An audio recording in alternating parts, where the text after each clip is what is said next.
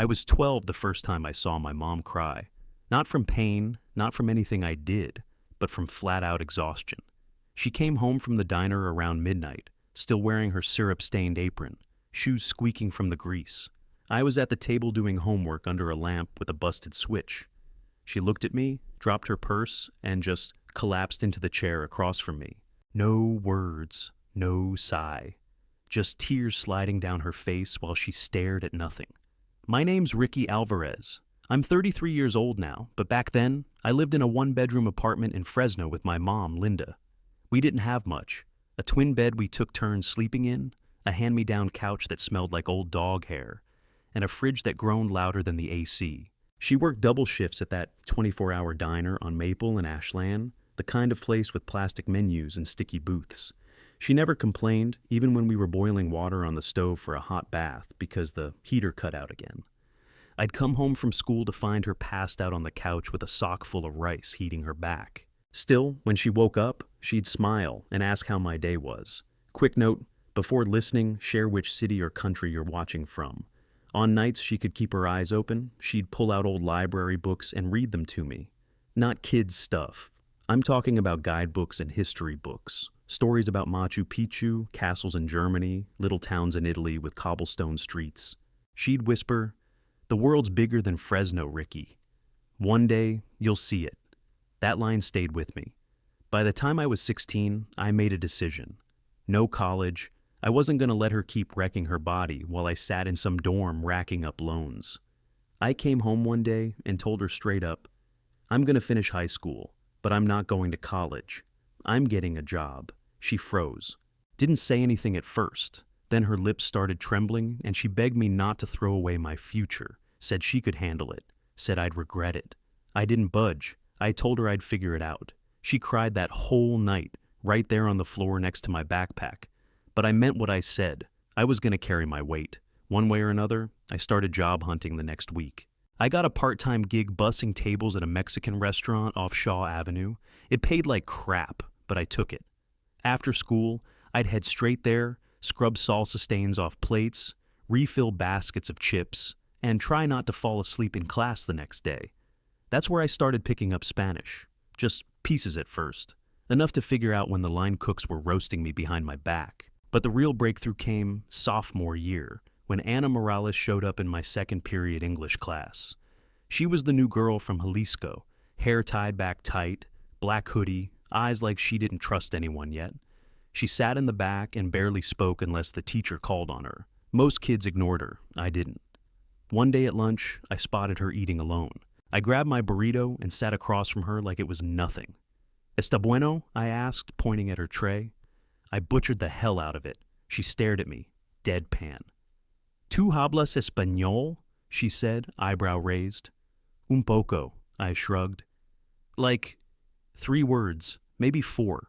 She cracked a smile. "You just said 5. We clicked. Every day after that, we met up during lunch. Burritos, broken Spanish, and dumb jokes. Her family was barely getting by, same as mine. Her dad drove a beat-up landscaping truck. Her mom cleaned houses around Clovis. We'd swap stories about splitting dinner portions, sharing shoes with cousins, selling candy after school just to have pocket money. Anna didn't care about prom or class rings or what anyone thought.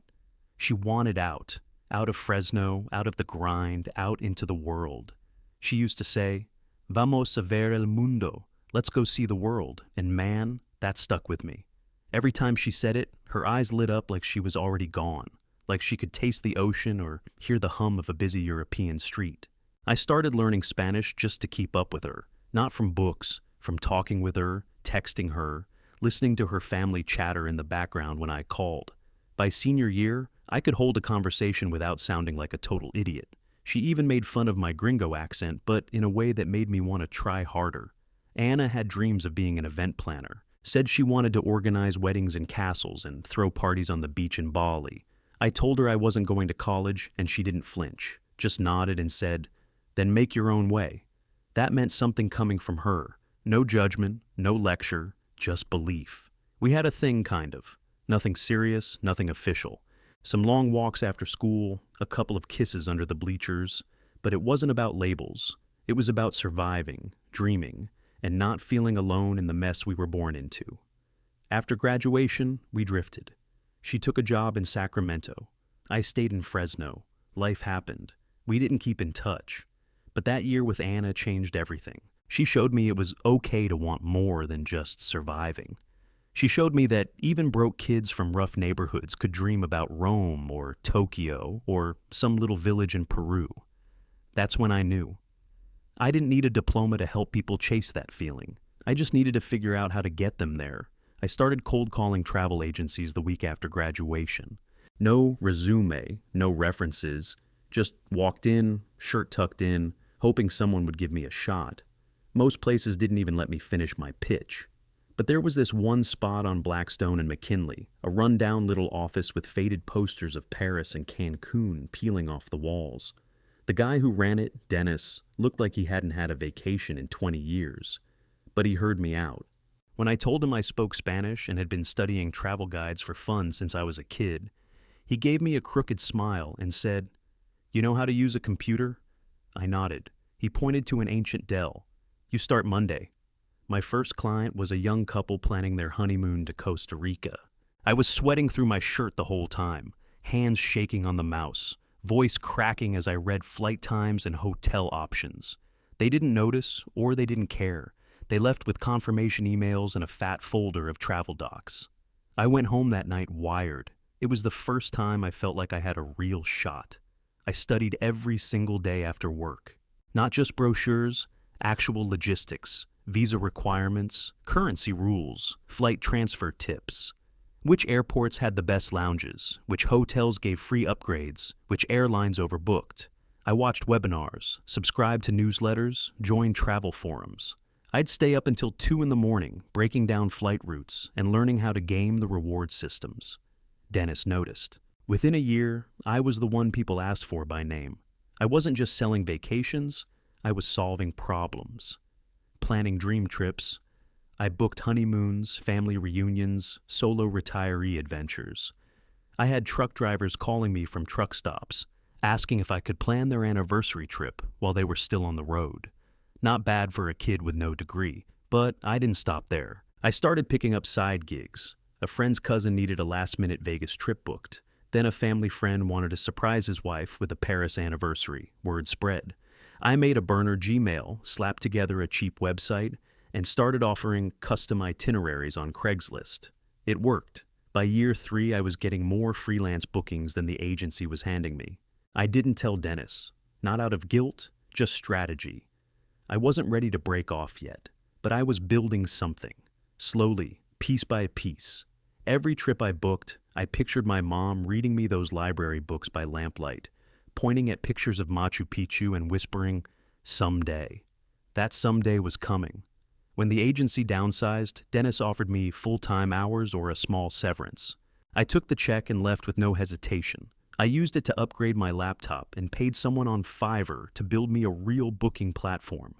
Nothing fancy, just clean, functional, bilingual. I called it Via Rapida Travel. The name wasn't flashy, but people remembered it. I ran it from my bedroom in that same Fresno apartment. No office, no staff, just me, grinding. Updating listings, calling hotels, fielding client emails while reheating frozen burritos between calls. Business grew fast, faster than I expected. People wanted someone they could trust, not some corporate rep reading off a screen. They wanted someone who knew how to stretch a dollar, someone who understood why they were nervous booking a $3,000 trip when rent was due next week. That was me. I built a client base across the country. First-time travelers, immigrant families, nurses, janitors, teachers. The kind of people nobody catered to. I knew what they needed because I'd lived it. Still, I had this itch in the back of my mind. No backup plan, no degree to wave around if it all fell apart. Just grit and a laptop. Was that enough? Every night, I'd shut my laptop and stare at the wall for a few seconds too long. Then, I'd open it again and get back to work. I was in San Diego for a corporate retreat I'd booked for a medical group out of Phoenix. Big group, luxury taste. We were staying at this 5-star hotel downtown, the kind of place with marble floors, gold pens at the front desk, and water infused with cucumber and lies. That's where I met Vanessa Carter. She worked the concierge desk. Red blazer, name tag pinned perfect, not a single hair out of place. I walked up to ask about a dinner reservation, and before I could say a word, she smiled and said, "En qué le puedo ayudar, Don Ricardo?" I laughed. "Don Ricardo?" That's a first. "Well," she said, leaning on the counter, "you book 26 rooms, 2 yachts, and a private chef." Sounds like a Don to me. She was sharp, knew how to flirt without overdoing it, 30 years old, spoke flawless Spanish, and carried herself like she owned the building. We made plans for drinks that night, and by the end of the weekend, I didn't want to leave the city. We kept talking. Driving down from Fresno once a week turned into twice. Then it turned into long weekends and calling each other before bed like teenagers. Vanessa had lost her dad in a car crash when she was a kid. Said her mom, Margaret, raised her solo and gave her everything. "She's intense," she warned me early on. "But she means well." I didn't think much of it. Vanessa saw something in me. Not the lack of a college degree, not the busted car I drove down in, but the hustle. She told me she liked men who built things from scratch. She said I reminded her of her dad. Disciplined, focused, loyal. That meant something. 6 months in, we were sitting on her balcony after dinner, and she brought it up. "I've been thinking," she said, pouring wine into my glass. "We should move in together." "Here?" I asked, surprised. She shook her head. "At my mom's place. Just for a while. We can save up, plan long term. You work from anywhere, right?" I didn't answer right away. I didn't like the idea of giving up my place, my space. But Vanessa kept talking, selling the idea hard. "She's got a big house in La Jolla," she said. "You'll have your own office. We'll have more time together. It's temporary. She just needs help adjusting. It'll be easy." I nodded slowly. "You sure about this?" She smiled and touched my arm. "It's the smart move." For both of us, I didn't love it, but I'd lived in worse. I figured I could handle a few rules, a couple awkward dinners. Vanessa had been good to me, believed in me, so I said yes. That weekend, I boxed up my apartment, loaded my business into the back seat of my Altima, and drove south toward a house I hadn't even seen yet. Vanessa promised it'd just be a few months. She was wrong. The house was massive, 2 stories, ocean view, and white furniture that looked like it belonged in a magazine, not a home. The first thing Margaret said when I walked through the door with my duffel bag was, "Shoes off, please." This carpet was imported from Milan. She didn't smile, just turned and walked off. Vanessa tried to play it cool, gave me a quick tour like I was some Airbnb guest. Bedroom upstairs, bathroom next to hers, kitchen off limits after 10. Margaret's reading room was off limits always. The rules didn't stop there. Coffee had to be French press. No drip, no Keurig. Towels had to be folded in thirds, not halves. Any shirt I wore downstairs had to have a collar. "We represent the Carter family name in this house," Margaret said, like I'd walked into a damn political campaign. She cornered me during the first dinner, sat across the table, sipping wine like a queen in a castle. "So, which university did you attend?" she asked, eyes locked on me like a challenge. "I didn't go," I said. "Started working young." She hummed, real soft, that fake rich people sound. How? Practical Vanessa cleared her throat, tried to change the subject. Didn't matter. I already knew. Margaret had me pegged, and she didn't like what she saw.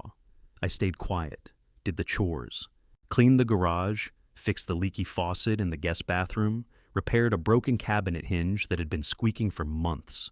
I ran grocery errands and made sure her special oat milk was always stocked. She never thanked me once.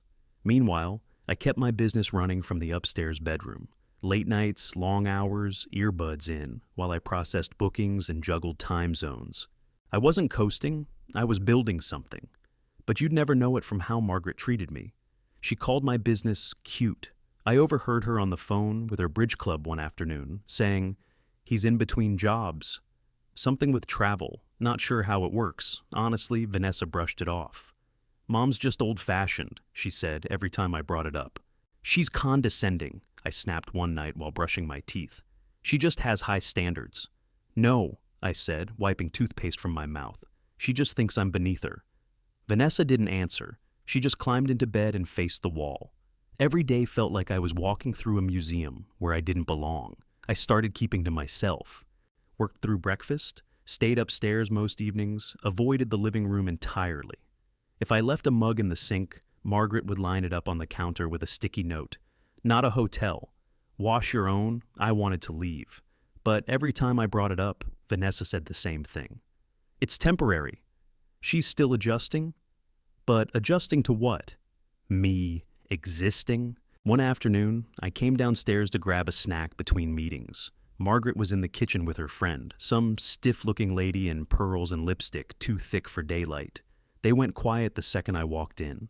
Margaret smiled that tight, cold smile. "Oh, here's our house guest," she said. "You remember Ricky, Vanessa's companion. He's between opportunities right now." I stared at her. "I own a business, actually." "Of course you do," she said, eyes twinkling like I'd just told a toddler lie. I walked out before I said something I'd regret. But that was the turning point. I stopped trying to win her over, stopped explaining myself. I wasn't some lost kid in her country club fantasy. I was a man paying my own way. Even if she couldn't see it, I did. Still, every day in that house chipped away at something inside me. And Vanessa, she just watched it happen. Dinner was lemon chicken and roasted potatoes, Margaret's version of casual. She had the dining room lit up like a catalog spread, candles burning, napkins folded into triangles, classical music playing low in the background. I was chewing through dry breast meat when she dropped it. "Vanessa and I are heading to Italy in July," she said, like she was commenting on the weather. "Rome, Florence, maybe Milan. Someone's got to stay behind to handle the house." I blinked. Thought I misheard. "Sorry, what?" She sipped her wine without looking at me. "Flights are booked." "We leave the 7th, I turned to Vanessa. She didn't meet my eyes, just stared at her plate like it might save her. I said nothing else that night, just finished my food and helped clear the table like I always did. The silence was heavy, but neither of them seemed to care. Later, in our room, I closed the door and turned to her. "You knew about this?" She sighed and started taking off her earrings. "Mom just got ahead of herself." "Of course you're invited, funny," I said, arms crossed. She didn't say that.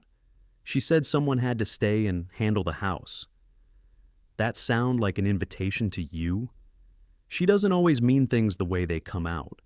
I shook my head. She treats me like hired help. You think I'm tagging along with a woman who calls my business cute and tells her friends I'm unemployed? Vanessa threw the earrings on the dresser and turned around. "Why are you always so sensitive?" That hit harder than I expected. I took a breath. "Sensitive?" "Yes, Ricky. You read into everything. You're always looking for a fight." I laughed, dry, sharp, bitter. "So I'm the problem now." "I didn't say that." "You didn't have to. I've been cleaning, fixing, shopping, paying bills while keeping my company afloat. And I get blindsided at dinner like I'm some damn housekeeper. And you just let it happen. She's my mom. And I'm supposed to, what, and just eat it? Smile and nod while she steamrolls through everything like I don't exist?" Vanessa turned away again, like she was done talking. "This was supposed to be temporary," I said. "I know. We were supposed to be a team." She didn't respond, just sat on the edge of the bed and stared at the floor. That silence said everything. I stood there a minute longer, waiting for her to look up, say something, show even a flicker of regret. Nothing.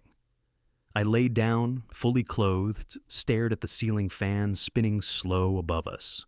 My chest was tight, not with anger, with emptiness. I wasn't just being pushed out of a trip. I was being erased, piece by piece, word by word, eye roll by eye roll. And the person who was supposed to have my back, she wasn't even in the fight. The next morning, I was already awake before the alarm. I'd been staring at the ceiling since 4, heart pounding like I'd run a marathon in my sleep. My jaw was tight, my fists clenched under the blanket. I wasn't angry, I was done. I walked into the kitchen just as Margaret was pouring her tea. She was dressed like she had somewhere important to be, pearls on, not a hair out of place. Vanessa was by the fridge, scrolling her phone like nothing had happened the night before. I sat down and didn't touch the food. "Why'd you leave me out of the Italy trip?" I asked, voice flat. Margaret didn't even blink, just stirred her tea. "If you wanted to come, you should have said so. No need to cause a scene about it now." I looked at Vanessa. "Are you hearing this?" She sighed without looking up. Just drop it, Ricky. I blinked. Drop it? Margaret set her spoon down gently. This conversation is unnecessary. You wouldn't enjoy a trip like that anyway. It's not your scene. I leaned forward, hands on the table. What does that mean exactly? She looked me straight in the eye, calm, dead calm. You don't belong on a trip like that. You're not even educated. You sit around pretending to run a business from a laptop. You're a leech silence. For a second, I couldn't move. My ears rang. My chest burned like I'd swallowed gasoline. I stood up slow, steady. No yelling, no drama. I'm done. Vanessa looked up, confused like she didn't believe me. Ricky?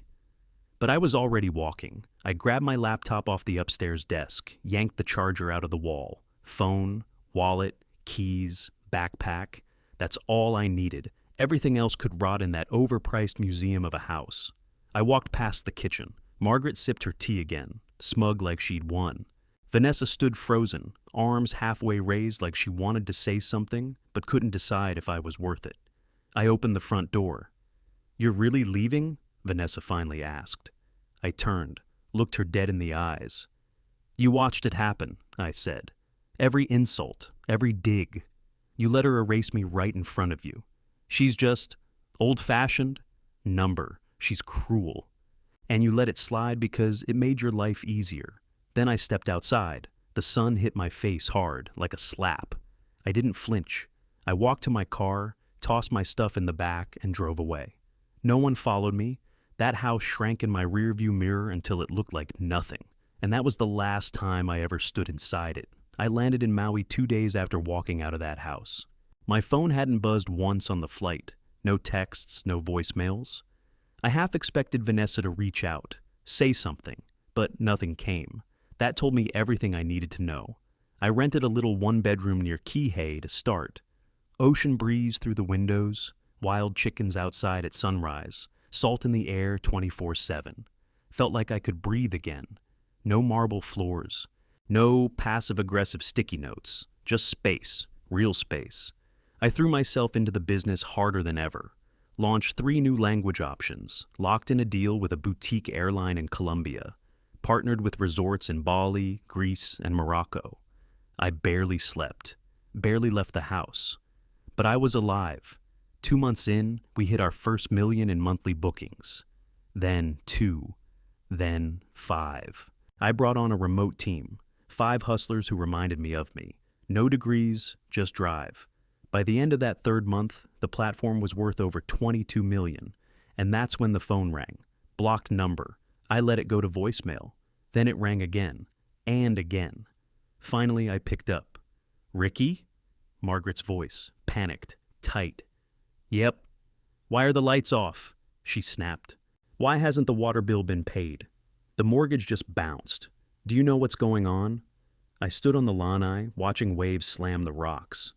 You serious right now? I asked. Yes, I'm serious. Vanessa said, you've been handling the bills. I let that sit a second. Guess you didn't realize, I said slowly. I was covering everything. Utilities, mortgage, groceries, even your gas card. Silence. What? She whispered. Yeah, your precious imported carpet. I paid for the cleaner. The fridge repairs last year, me. The smart TV you bragged about to your bridge club, me again. That's not possible. It's not only possible, Margaret. It happened. For 2 years, her voice cracked. But we have debt. A lot. I thought, I know exactly how much, I cut in. You've racked up $430,000 between credit cards and your home equity line. I shut it all down when I left. Then came the switch, the one I expected. Vanessa got on the line. Ricky, it's me. I rolled my eyes. You're my partner. You can't just walk away. I laughed. Watch me. We need help. You owe us. Nah, I said. I don't owe you anything. You mocked me. Let your mom spit in my face every day under that roof. You don't get to cry now just 'cause the lights are off. She hesitated, like she was trying to find the right tone, the one that used to work on me, but it was too late. This is serious, she said. We could lose the house. Not my problem. You love me. I shook my head. I loved who you pretended to be. There was a pause. Then I added, oh, and one more thing. This call's international. It's on your dime. I hung up, dropped the phone on the railing. Tide was rolling in, sun burning orange behind the palm trees. That moment felt like a reset button. No one owned me anymore. Exactly 1 week later, I flew into San Diego, signed papers in hand. The lawyer's office was downtown. Big glass windows, overpriced parking, fake smiles at reception. I sat at the conference table in a black polo and jeans while they tried to pretend we were all still civilized. Vanessa walked in 10 minutes late, looking like hell. Her hair was pulled back, eyes puffy, nails chipped. She sat across from me in silence, then finally said, "You were supposed to pay for the Italy trip, weren't you?" I didn't answer, just opened the folder and slid the divorce papers across the table. Signed, sealed, done. Her fingers hovered over the pages like she didn't know what to do with them. "Ricky, please. We need help." I leaned back in the chair, dead calm. "Get jobs. Cut the spending. You'll figure it out." She blinked fast. "I'm serious. The mortgage is months behind. Cards are maxed. My mom is not my responsibility," I said. "Neither are you." That's when Margaret came in, late as always, wearing a scarf like she was grieving someone. She gave me this tired smile like we were old friends reconnecting. "Ricky, sweetheart," she said softly, settling into the seat next to Vanessa. "None of this had to happen." I stared at her, blank. "You know how stubborn I can be," she said. "But deep down, I've always admired your spirit. You were good for Vanessa. You kept this family afloat." I raised an eyebrow. "Don't do that." "Do what?" "Act like you didn't treat me like dirt for 2 years. Don't rewrite it now just because your credit cards are melting." She put a hand over her chest like she was hurt. "I was trying to protect my daughter's future." I stood up. "By calling me a leech? Pretending I didn't exist at your dinner table?" Vanessa tried again. "We're asking for time. Just a little help until things level out." I looked at both of them. Two women who had lived in comfort off my back, off my silence, off my grind. "You had time," I said. "You had years." Margaret straightened up, like she still had a card to play. "I just thought we were family." I leaned over the table, eyes locked on hers. "No. You thought I was dumb. Thought because I didn't go to college, I didn't know how money worked. You thought I'd keep paying while you looked down on me. That's not family. That's a hustle." I turned back to Vanessa. She looked small in that leather chair, lost. "I loved you," she whispered. "I still do." I let that sit for a second, then said, "If you loved me, you would have stood up for me." She lowered her eyes. I picked up my keys. "When you can afford a plane ticket," I said, "come visit me in Hawaii." Neither of them spoke. I walked out without looking back. Sun was out. Streets were loud, felt like fresh air for the first time in years. I flew straight from San Diego back to Fresno. Didn't stop to rest, didn't even change my clothes. I walked into that old apartment building where it all started. Same broken steps, same flickering hallway light, and knocked on my mom's door. She opened it, wearing her old diner uniform, still working nights just to keep busy. "Ricky?" She blinked. "What are you—" "I booked you a flight," I said, holding up the printed ticket. "We're going to Maui." She laughed like I was joking, until she saw the first-class tag and the villa address at the bottom. "You serious?" "I got a ukulele band waiting at the airport." "Let's go." At baggage claim in Kahului, I put leis around her neck and let the music play. She covered her face, crying and laughing at the same time. I hadn't seen her this light in years. We drove to the villa in silence, windows down, island breeze cutting through everything heavy. When she stepped into the house, open ceilings, ocean view, stocked fridge, fresh flowers on the counter, she just stood there. "You did this," she whispered, eyes full, voice shaking. "Yeah," I said. "We did." A week later, I stopped by this beachside cafe I liked, and there she was, Ana Morales, sitting at a corner table, laptop open, phone to her ear, still running 100 miles a minute. She hung up, looked up, and smiled wide. No way. She was living just down the coast, CEO of her own event firm. Her parents had retired in Kihei. We grabbed dinner that night, same rhythm, same spark. just older now, sharper, calmer. You remember what I used to say? She asked, holding up her glass. Vamos a ver el mundo, I said, smiling. She clinked her glass to mine. We made it. For them. And for us, Vanessa and Margaret, last I heard, they were still in that house, clawing their way through debt. I didn't wish them harm. I just didn't owe them anything. They had their chance. I built this life from zero. No degree. No mentors. Just grit, long nights, and respect for the people who gave a damn when no one else did. Now, at night, when I hear the waves crash outside the villa, I think about those library books, that broken lamp, that twin bed I shared with Mom in Fresno. And I hear her voice in my head again, soft but certain. The world's bigger than Fresno, Ricky. She was right, and I found it.